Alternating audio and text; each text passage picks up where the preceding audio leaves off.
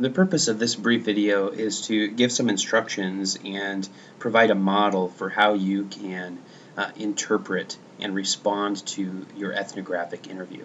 And part of the ethnographic interview and the cultural approach that we're taking here is that you're engaging in a conversation, you're listening to them, but culture is a process.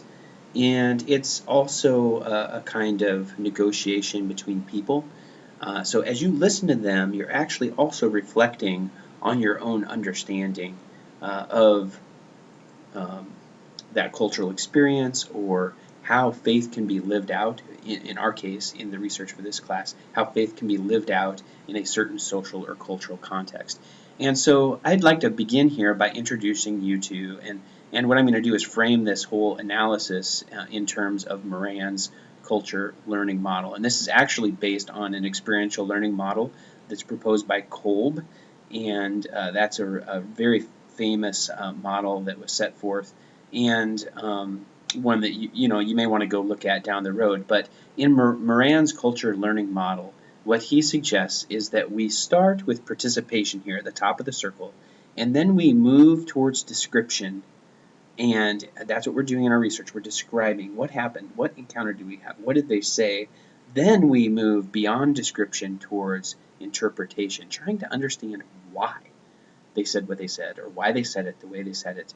But ultimately, this whole culture learning process turns back towards ourselves so that we know ourselves better. We have to respond to that interaction. We have to respond to the new information that we've learned so that then we can put it into practice. That cycles us back into a new cycle of participation and describing and interpreting and responding so that we can be growing as a social and cultural being ourselves, and maintaining this learning posture as we interact with those around us. I think that's part of what it means to be a culturally competent person. And so what you've done is engaged in an interview with someone. Maybe you've done your observational study, you've gone somewhere, you've observed a scenario, and now it's time for you to describe, interpret, and respond to that experience. So really step one has already been done. That's what we discussed in the first instructional video. That's what you've already accomplished with your ethnographic study. Now what you need to do is move towards this phase of describing. And your goal, first of all, is to describe what you felt, thought, and observed during your interviewee's story or during your ethnographic interview. It's to describe the language and content then of that interview as well. What did they talk about? How did they talk about it? And it's important to note here, you're not interpreting it. You're just describing. You're not evaluating what you said. You're just reporting and describing what they've said. And that's what you're going to do actually in the summary transcript. That's a very helpful exercise because you're just writing down what they've said. You need to report what they've said. And the second goal with description is to think about other information then that you might know regarding that social context, that cultural context, regarding that topic that you're trying to investigate as it relates to your problem statement.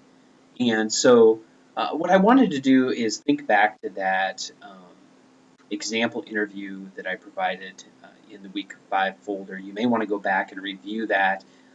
And the question I want to pose here is what themes emerged in my brother-in-law's story about Christmas in Burundi?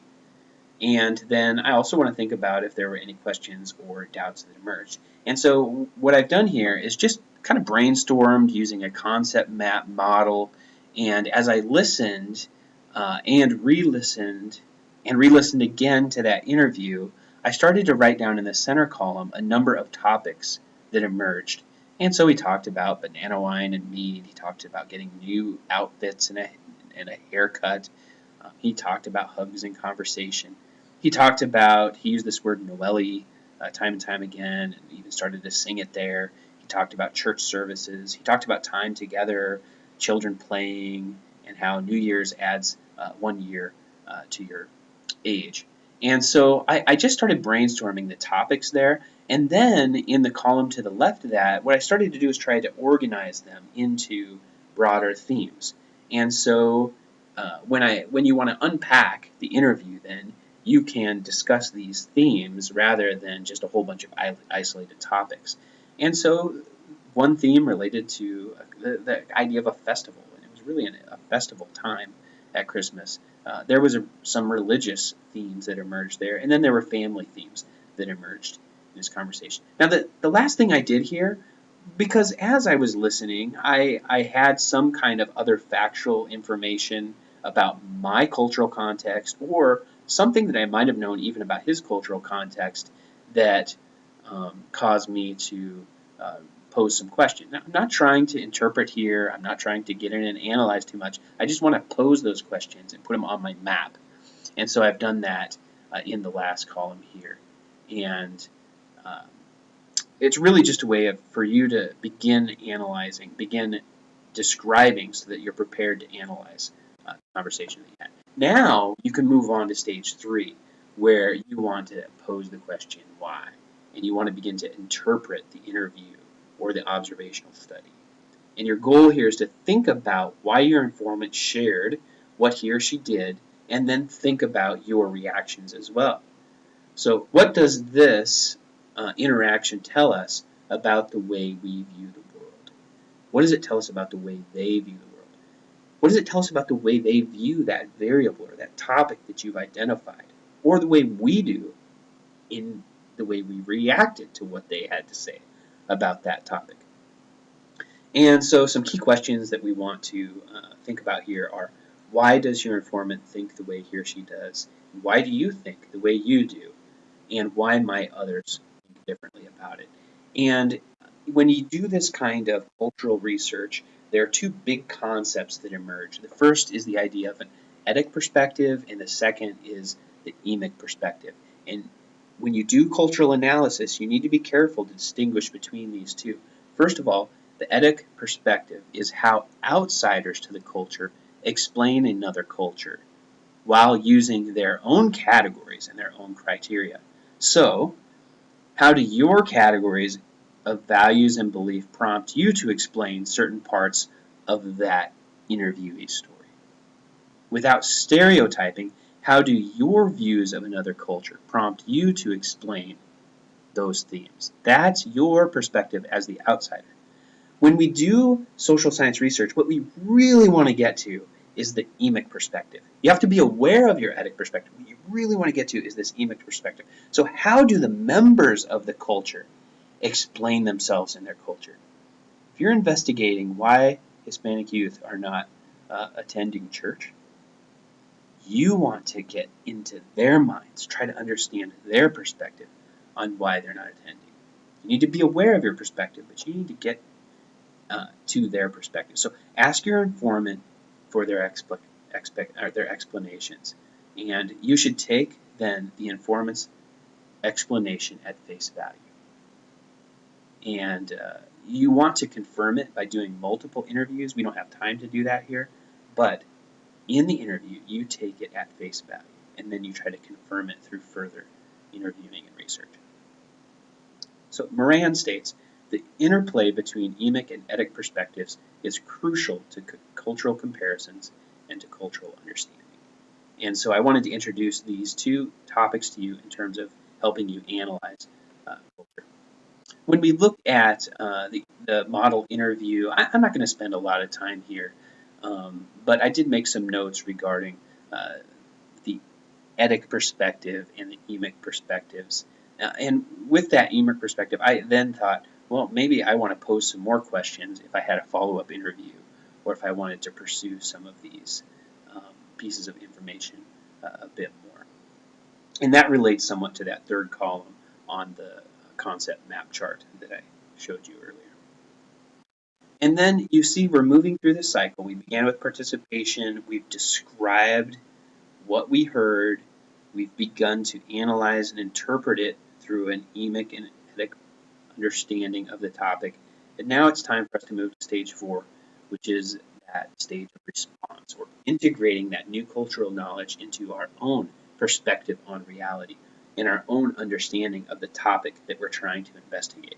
And so the goal here is to respond to your informant story, to think about what it means for your way of looking at the function of social networks, worldview, spirituality, whatever other topic you might be trying to investigate in this study. So whenever we explore another cultural perspective, it's important to think about how this perspective broadens or brings into clear focus our perspective on ourselves. And so that's what I mean essentially when I am proposing that we should take more of a process approach to culture here and in this class.